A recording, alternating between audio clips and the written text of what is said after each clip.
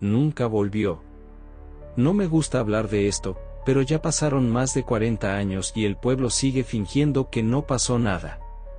Yo tenía 11 años cuando Toño desapareció, y era mi mejor amigo. Era 1986. En ese entonces no había celulares, ni cámaras en cada esquina.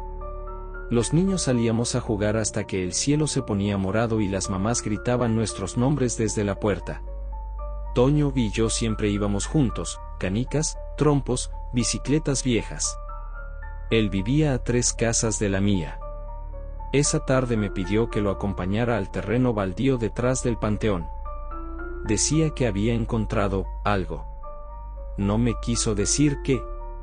Yo no pude ir porque mi mamá me castigó por llegar tarde el día anterior.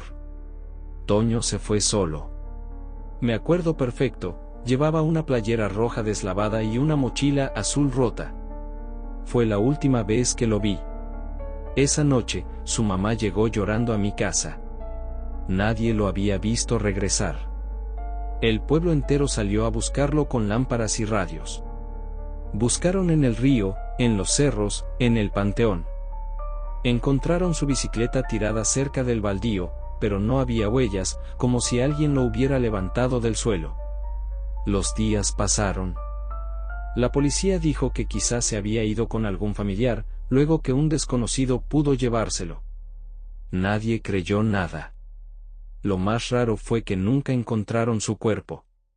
Una semana después, algo empezó a pasarme a mí.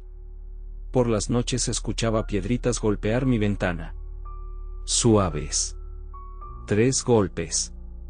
Siempre 3. Cuando me armaba de valor y miraba, no había nadie, solo la tierra removida del jardín, como si alguien hubiera estado de pie ahí por horas. Empecé a soñar con Toño. En los sueños estaba sucio, pálido, con la ropa vieja. Siempre me decía lo mismo. No debí ir solo, no debí entrar.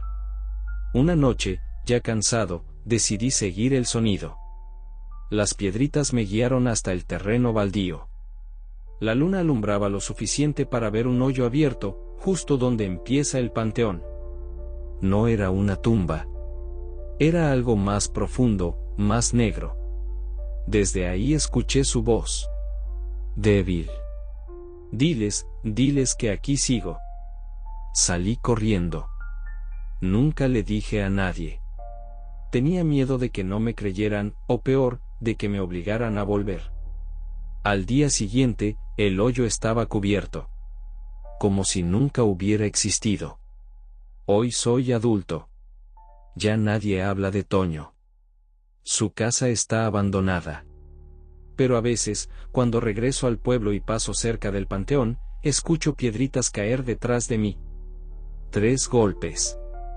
Y una voz que aún me llama por mi nombre. Daniel López. 36 años, Sonora, México. Si te gustó la historia, apóyanos con tu like y dando en seguir, gracias.